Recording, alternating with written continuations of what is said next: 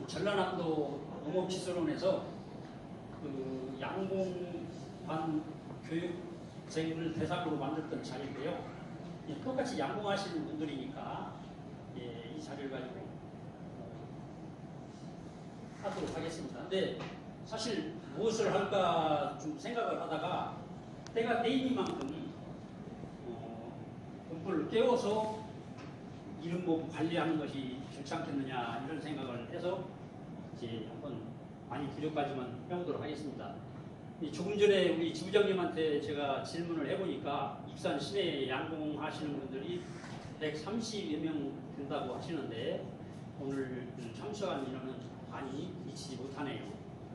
아무튼 지금 혹시 벌 깨우신 분들 계시나요? 손 한번 들어봐 주실래요? 예, 많이들 깨우셨네요. 아직 그럼 깨우지 않으신 분들, 예. 근데 일찍 깨웠거나 앞으로 깨웠거나 뭐 친밀 자격분이 얼마가 될지는 시간이 흘러봐야 이제 4월 한 말쯤 가봐야 이제 일찍 깨운 것이 잘했는지 아니면 입춘을 지나서 앞으로 깨운 것이 잘했는지 이제 결과는 그때 나올 수도 있습니다. 근데 사람도 얼굴도 성품도 사고도 이력도 다르듯이 이 양봉장도 꿀벌도 다 다르기 때문에 개인차는 있을 수가 있어요.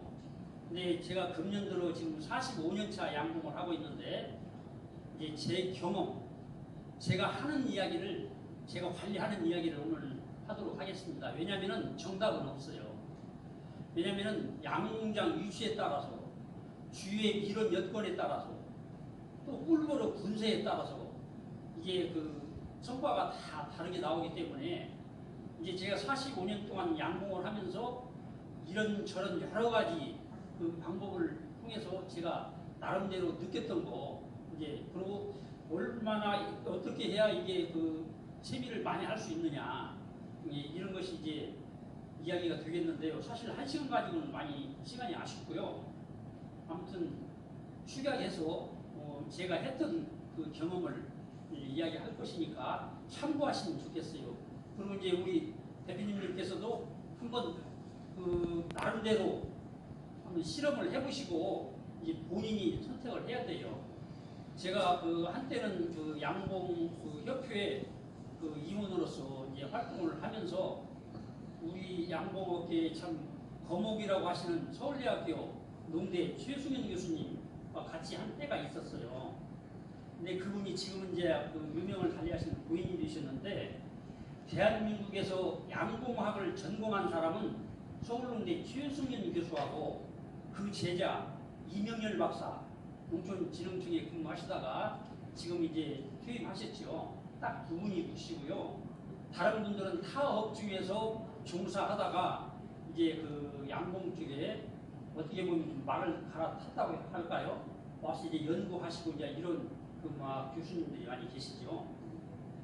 근데 그 최승현 교수님이 평소에 하신 이야기가 있어요. 서울 농대에 양봉과학연구소가 신설이 됐는데 지금 이제 문을 닫았죠. 아마 그 교수님이 생존에 계셨으면은 우리 업계의 그 현 위치나 위상이 좀 많이 달랐을 거예요.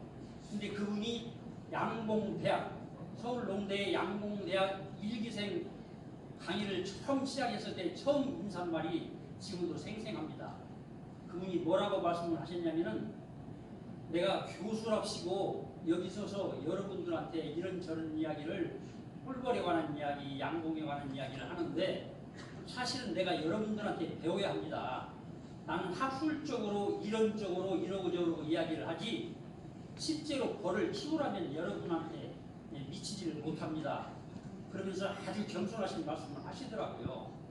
그래서 이제 그분을 알게 돼가지고 85년도에 1985년도에 세계 양봉대회 30차 세계 양봉대회를 일본 나고야에서 했을 때도 바로 그 호텔에서도 그 옆방에 주무셨고 자주 대화를 하면서 참 제가 많이 배웠고 깨달은 바가 있습니다.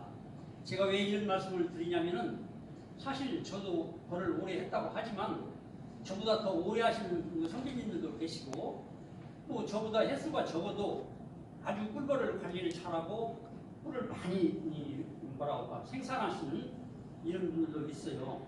지금 이 자리에도 그런 분들이 있습니다.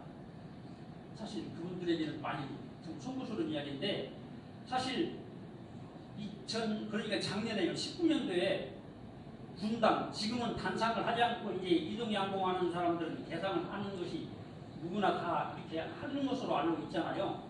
근데 개상풍에서 작년에 통당 그 꿀을 얼마나 따셨나요? 혹시 통당 15병 따는 분들 계시나요? 한번 손 한번 들어봐 주세요.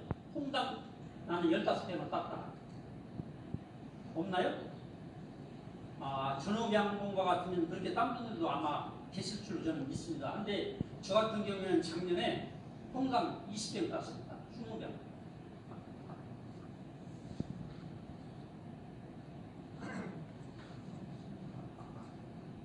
그럼 이제 본론으로 들어가서요. 말씀을 드리자면은 이 양봉이라고 하는 것은 꿀벌을 사육해가지고 양봉 산물을 생산해서 소득을 창출하는 이게 진 환경 농업이잖아요. 그런데 양봉 산물에는 여러 가지가 있죠. 뭐 꿀, 로얄젤리, 화분, 프로폴리스, 빌라, 동도, 웅저, 화분매개, 종분양 등 9가지나 돼요. 근데 주소득원은 꿀이잖아요. 근데 꿀도 한 가지가 아니고 미론에 따라서 공장도 몇 번을 옮겼냐에 따라서 공장을 얼마나 좋은 공장을 가지고 있느냐에 따라서 이 생산성이 다르잖아요. 그리고 또 통수만 많이 있다고 또 꿀을 따는 것도 아니잖아요. 이게 우리 양봉 명원에 100통에 지금 저기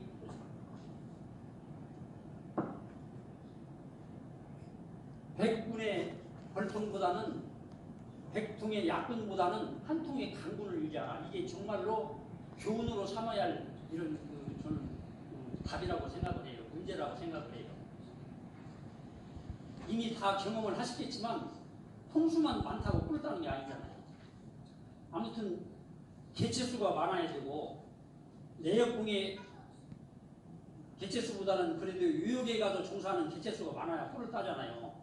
같은 그 밀원권 안에 벌을 놨어도 A라는 사람은 꿀을 못 따는데 홍길동이라는 사람은 꿀을 잘 따잖아요. 그 차이가 바로 세밀 자격분이 되느냐 안 되느냐, 유역분이 맞냐 적냐에 따라서 그런 차이가 있다고 보고요. 또한 개체수가 많고 착공이 잘 돼 있으면 질병에도 대처를 합니다. 그런 말씀을 드리고 싶고요. 중요한 것은 요즘 뭐 다 자타가 공인하겠지만 참 속된 말로 꽃보다 벌이 많다고 이야기를 하잖아요. 왜냐하면 물론 뭐 우리 익산권 안에만 이렇게 국한된 이야기는 아니지만 전국적으로 저는 그렇다고 보고 있습니다. 여러 가지 원인이 있겠지만 미로는 전에 비해서 많이 지금 고갈됐다고 봐야 하거든요. 예를 들어서 주미론이 아카시아가 70% 80%인데 지금 이제 수령이 아주 이제 오래되다 보니까 고목으로 많이 쓰러졌고 또 지금도 역시 보면은 아카시아는 화목으로 많이 이렇게 잘라져 나가고 있어요. 그게 현실이거든요. 그리고 이제 벌통 개체수는 많다가 보니까 갈수록 환경은 옛날에 비해서 많이 열악해졌어요. 그럼 다른 대안이 없잖아요. 이제 뭐 정부에서도 물론 관심을 전에 비하면 많이 갖고 있죠. 근데 문제는 양봉 산업 육성 발전에 기여할 수 있는 모법이 진작에 제정이 됐다면 국가로부터 많은 그 관심과 지원과 뭐 여러 가지 홍보 등등 끌어냈을 거예요. 참 늦었지만 그래도 다행스러운 것은 작년에 이제 양봉 꿀벌에 관한 그 법이 국회 본회의를 작년에 통과했기 때문에 앞으로 여러 가지 이제 시행령이나 이 규칙이 어떻게 제정이 되느냐에 따라서 이제 우리 양봉농가에 더 큰 힘이 될 수도 있고, 이 법이라고 하는 것은 보호가 있으면 규제가 있는 거잖아요.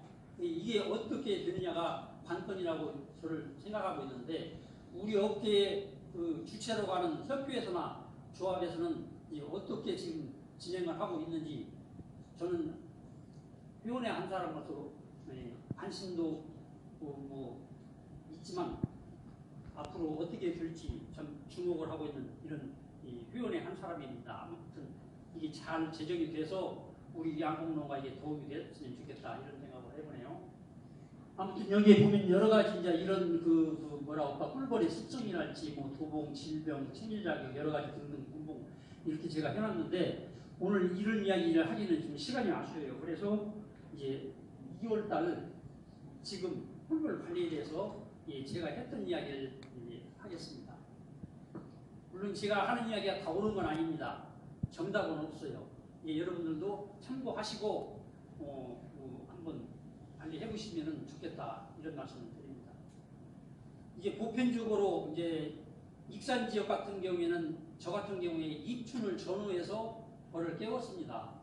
근데 저 같은 경우에는 지금 왕봉에 양봉장이 두 군데가 있는데 한쪽에 있는 벌은 다른 해보다 조금 일찍 1월 10일 날 한쪽에 있는 공장을 깨웠어요. 왜냐하면 지난 겨울이 다른 해에 비해서 좀 따뜻했거든요. 한마디로 해서 눈이 한 번도 안 내렸잖아요.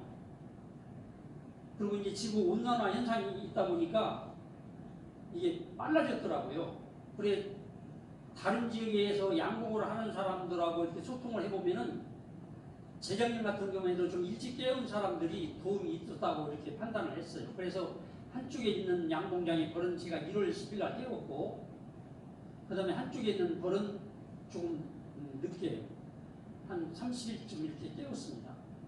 근데 입춘을 목전에 두고 지금 엊그제 올 겨울 들어서 가장 추운 날씨였잖아요. 근데 이때 이제 예를 들어서 착봉이 안 됐으면은 피해가 있었을 거예요. 그런데 이제 착봉을 잘 붙인 사람들은 그래도 제대로도 이렇게 보온이 되고 했다면은 큰 피해가 없이 넘어갔겠지요. 근데 아무튼 익산 지역은 입춘을 전후로 해서 벌을 깨웠습니다. 그럼 벌을 깨웠을 때도 이제 어떻게 처리를 하느냐. 이제 예를 들어서 1월 10일 날 제가 깨웠을 때는 축소를 했습니다. 축소를 하는데 그때 날씨가 따뜻했다고 해도 털어가지고 축소할 정도는 아니었어요. 그래서 예를 들어서 500벌이라고 할 것 같으면은 내금할 것도 없어요. 왜냐면은 꿀벌이 춥게 되면은 병아리들이 쭉 이렇게 모여가지고 한쪽으로 웅크려 이렇게 있듯이 꿀벌도 춥게 되면은 이렇게 뭉치잖아요. 그래서 벌봉자, 꿀봉자, 벌들이 구슬처럼 뭉친다 해서 봉구를 친다고 하는데 외부 기온이 8도씨 정도가 되면은 벌들이 출입을 합니다. 바로 그것은 꿀벌 안에 소산내 온도는 동태 온도에 해당한다고 보면 돼요. 동태 온도라고 하는 것은 꿀벌이 움직이는 활동하는 온도를 이야기하는데 33도씨 내지 35도씨를 동태 온도라고 해요. 그래서 저는 그 축소할 때 예를 들어서 5매 이상으로 이렇게 월동이 들어갔기 때문에 가장 약한 걸로 본다면은 5매 거를 뺐을 때 가운데 안에 가짝 있는 소비는 그냥 빼서 격립한 뒤로 넘겨놓고 그렇게 되는데 2장이나 석장을 격립한 뒤로 넘겨놓는 거예요. 가운데 있는 소비 2장 정도는 석장 정도는 그냥 격립한 안쪽으로 왕이 붙어 있거든요. 절대 그 온도에 추운 날씨에 여왕벌이 가짝으로 붙지 않습니다.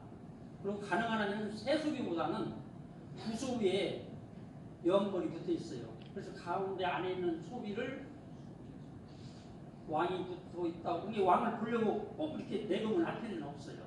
살짝 옮겨놓고 양쪽 가짝에 있는 소비를 격립판이나 아니면 사야기 밖으로 넘겨놓으면은 여왕벌이 안쪽에 2매, 3매 쪽에 붙어 있기 때문에 가에 있는 벌들은 자연스럽게 출입을 하면서 여왕벌이 이쪽으로 오게 돼요. 근데 제 같은 경우에 작년 12월 10일 날 마지막으로 진드기 약재 처리를 했는데 옥살산을 했어요. 흘림으로. 그러니까 그때만 이제 봉충이 없었잖아요. 그래서 한쪽에 있는 공장 것은 약재 처리를 하지 않고 그냥 축소하고 화분떡만 올려놨어요. 그리고 한쪽에 있는 그 양봉장 것은 실험 삼아서 한통 넣어봤어요. 시트지를. 그러고 나서 한번 이제 그 마이탁을 가지고 분무 처리를 했어요. 시트지에서 이틀 후에 확인을 해보니까 그렇게 했어도 가시응이가 눈에 띄더라고요. 그래서 아차, 이대로는 안 되겠다. 그래서 수고를 그쪽에다 플러스 해가지고 소비 한 장씩 화분떡 넣어줬던 걸 화분떡 드러내고 소비 한 장씩 다 분무 처리를 해줬습니다. 혹시 마이탁 써보셨나요? 마이탁 써보신 분? 손. 예, 마이탁을 사용하셨으면 그 희석하는 양은 알으시겠죠. 저 같은 경우에는 마이탁을 물 2.8리터에 생수 1.8리터에 2cc 주사기로 2cc를 희석을 해가지고 분무 처리를 해서 넣어놓고 이틀에 빼오니까 가시응애가 뛰더라고요. 사실 우리 지금 양봉하는 양봉가 입장에서는 진드기가 가장 골칫거리입니다. 이 진드기라고 하는 것은 전염으로 옮기는 질병이잖아요. 이게 진드기로 인한 피해를 입게 되면은 감당할 수가 없어요. 이미 날개 불구 벌이 나와가지고 기기 시작하면 그건 늦어도 엄청 늦은 거예요. 이게 소 잃고 요양간 고치는 이제 그런 결과가 오는 거죠. 근데 이 진드기 구제는 이제 제 경험에서는 만추기에 공충이 없을 때 제대로 약제 처리를 했으면 이런 보면 안 했었어요. 작년 같은 경우에만 해도. 근데 올해 해보니까 실험 삼아서 해보니까 12월 10일 날 옥살산 처리를 마지막으로 했어도 가시응애가 눈에 띄더라고요. 그래서 이제 그 분무 처리를 해가지고 화분떡으로 옮겨놓고 이제 보고 있는데 그래도 진드기하고 꿀벌하고는 같이 공생한다 생각하고 아주 연중 행사처럼 시기적으로 해줘야 됩니다. 그래서 지금 했어도 3월 달에는 한 번 더 하려고 저는 계획을 하고 있어요. 그리고 3월 달에 했으면은 그 다음에 6월 달에 또 해줘야 됩니다. 월별로 와서 6월 달에 해주고 나서 그리고 이제 분봉해준 통은 분봉해놓고 나서 열 후에는 왜냐면 여왕벌이 산란을 해가지고 21일이면 일벌이 태어나잖아요. 24일이면 숫벌이 태어나고 이제 그렇기 때문에 분봉해놓고 나서도 열 후에는 한 번쯤은 해주는 것이 좋다. 그리고 이제 8월 달에 또 주기적으로 2번은 해줘야 된다고 저는 생각해요. 근데 8월 달에 저 같은 경우에는 개미사를 합니다. 개미사를 하면서 유념해야 할 것은 외부 온도가 25도 내지 18도에서 25도 사이에 하는 것이 가장 좋다고 그래요. 근데 항상 우리 양봉장에는 그 온도계가 있어야 돼요.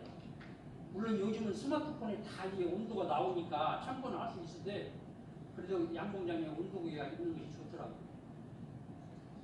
그리고 8월달에 그렇게 했으면은 11월 하순경에 12월 초에 마지막으로 또 진드기 약제 처리를 해야 됩니다. 한데 진드기 약제는 한 가지만 쓰는 것보다는 번갈아 가면서 쓰는 것이 저는 좋다고 생각을 해요. 왜냐하면 내성이 생기니까요.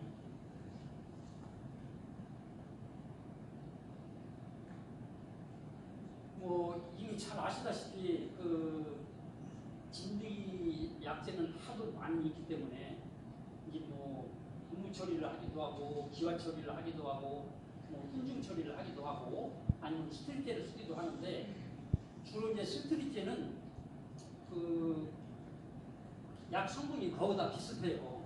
그러니까 가능한 한 이렇게 번갈아 가면서 쓰는 게 좋겠어요.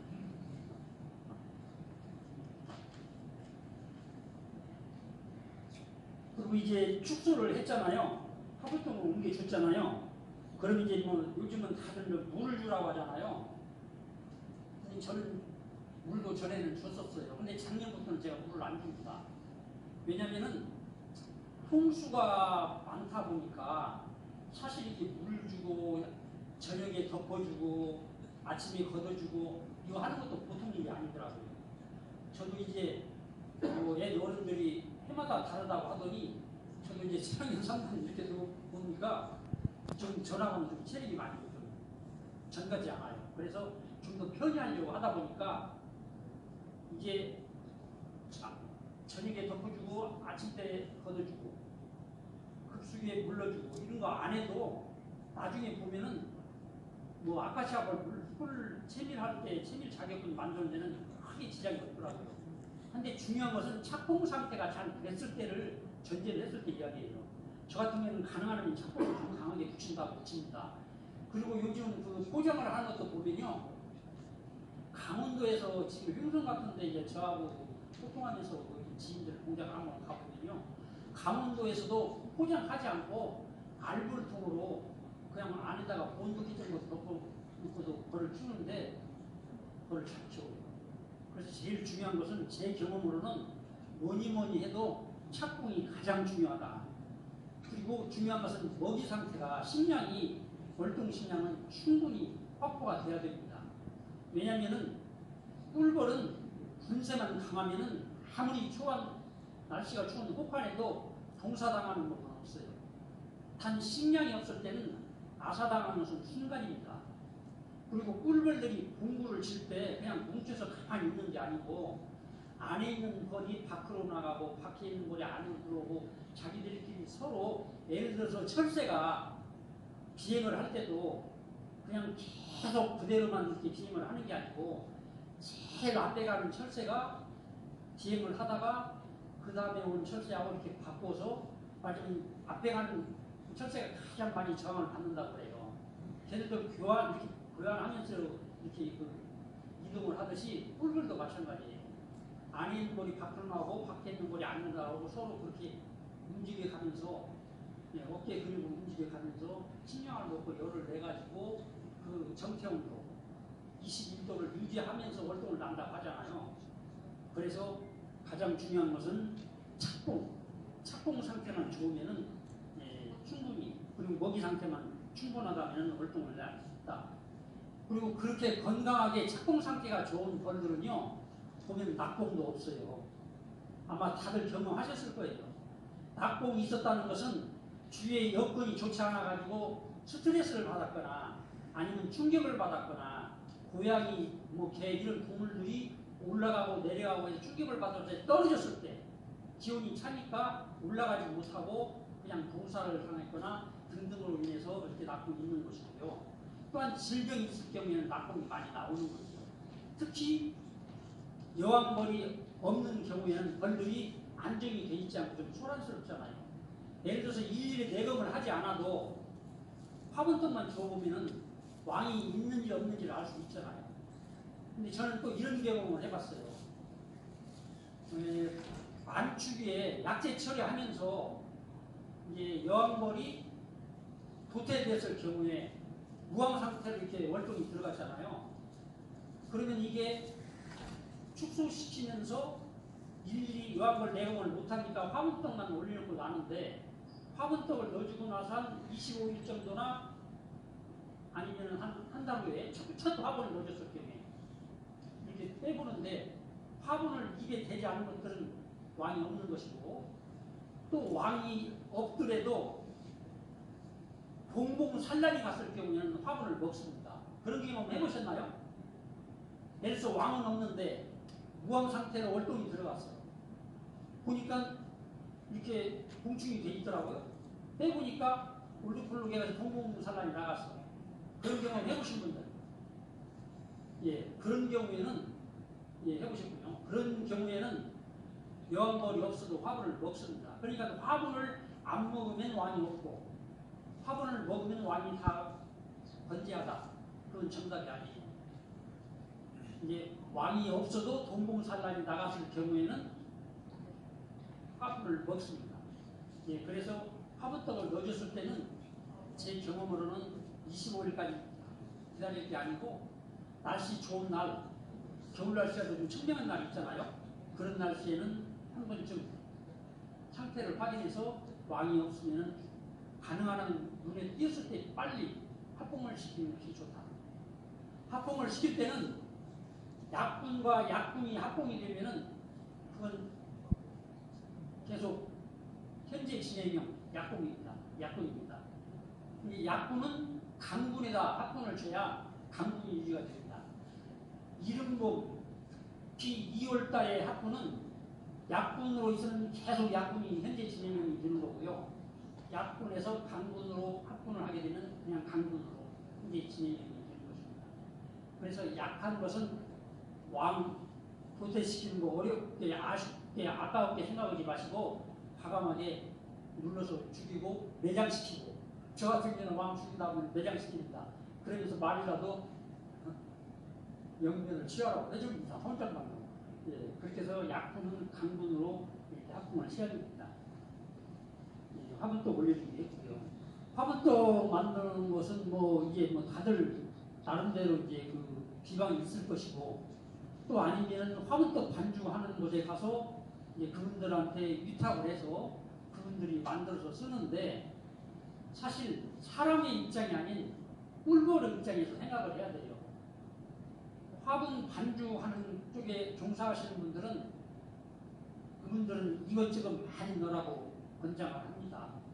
예, 선택은 우리 그 대표님께서 하시는 건데 꿀벌의 입장에서 꿀벌이 먹는 것은 꽃꿀, 메타, 꽃꿀이고 그 다음에 꽃가루, 예, 폴린입니다.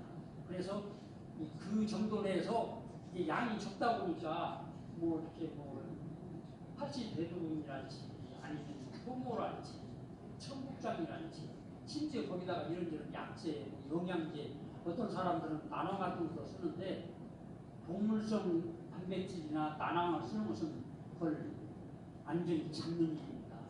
이 화분떡을 잘 만들어야 하고요. 예, 화분떡 올려줄 때 좀 반죽을 어떻게 할 것인가는 각자 고민을 해서 좀 벌들이 좋아하는 그리고 설탕을 많이 준다고 좋은 건 아니잖아요. 화분떡에 설탕을 많이 건져가게 되면 벌들은 설탕이 없으면 많이 묻고 가죠. 근데 나중에 보면 벌통 바닥에 화분하고 찌꺼기가 많이 떨어져 있다면 벌들이 그만치 헛수고를 했다고 봐야 돼요. 그런 것들은 조금 자제해서 넣지 않는 것이 좋다고 저는 그렇게 생각을 합니다.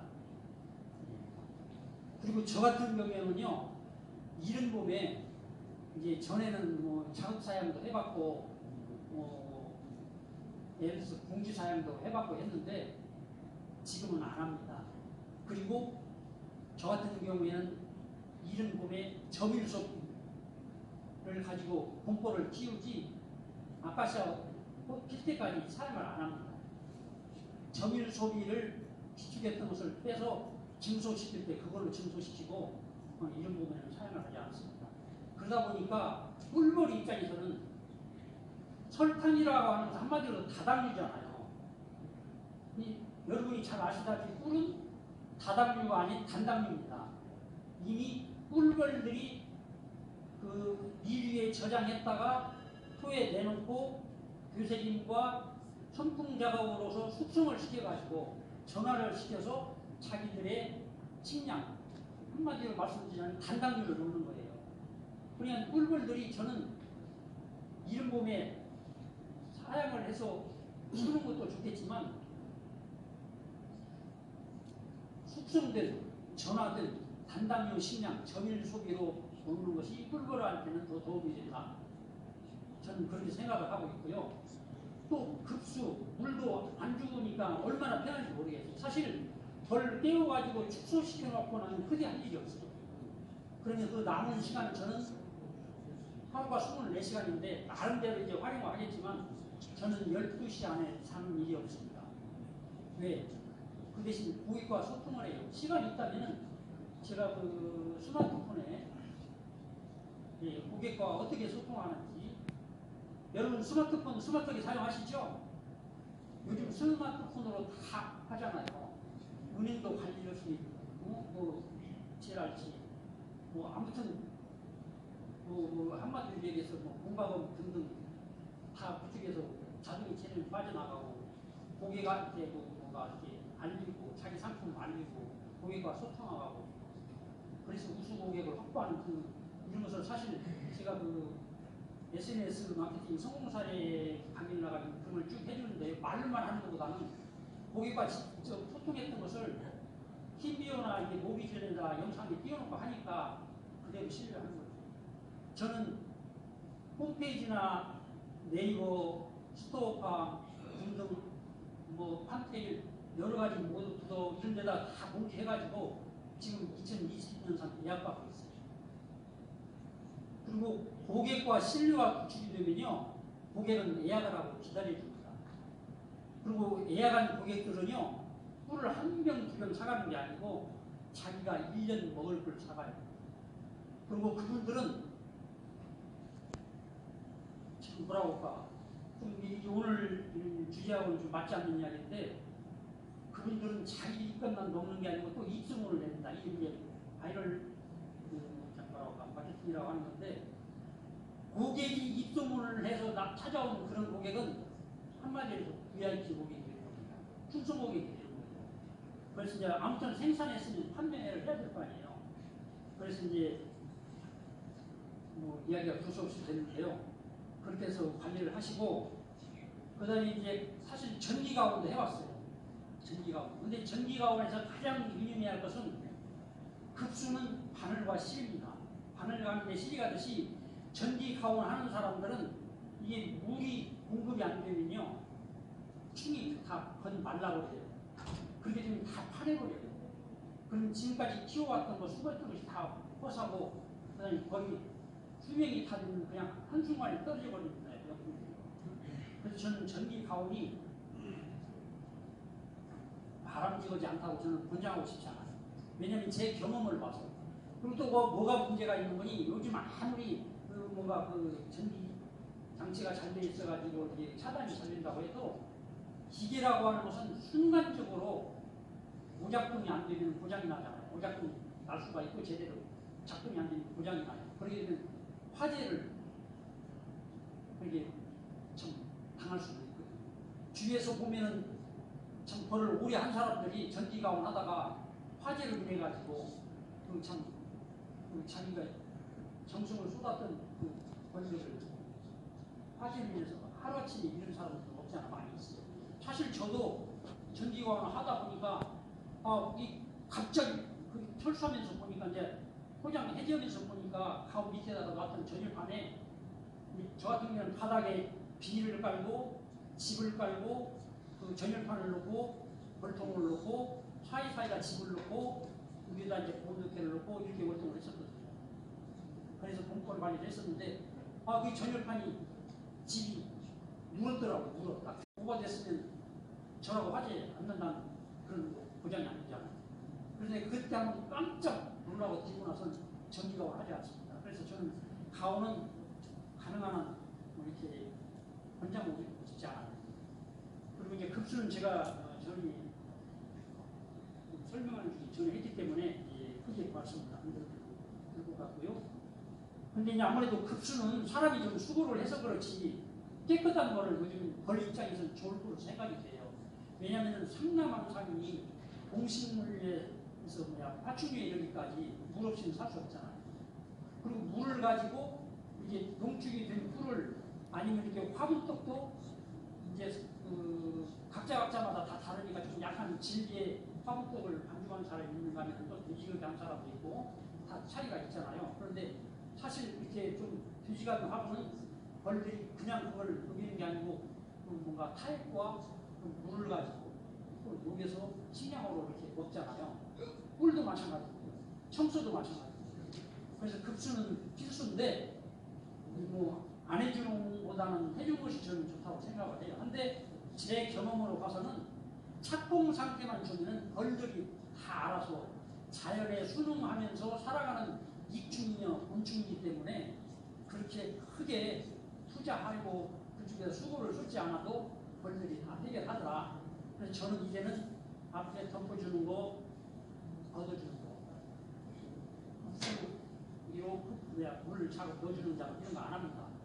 그냥 축소시켜 놓은 상태에서 화분떡만 떨어지지 않게 넣어주고 약재 처리는 아까 제가 이야기했잖아요. 그런 식으로 하고 하다 보니까 첫째는 몸이 편해요.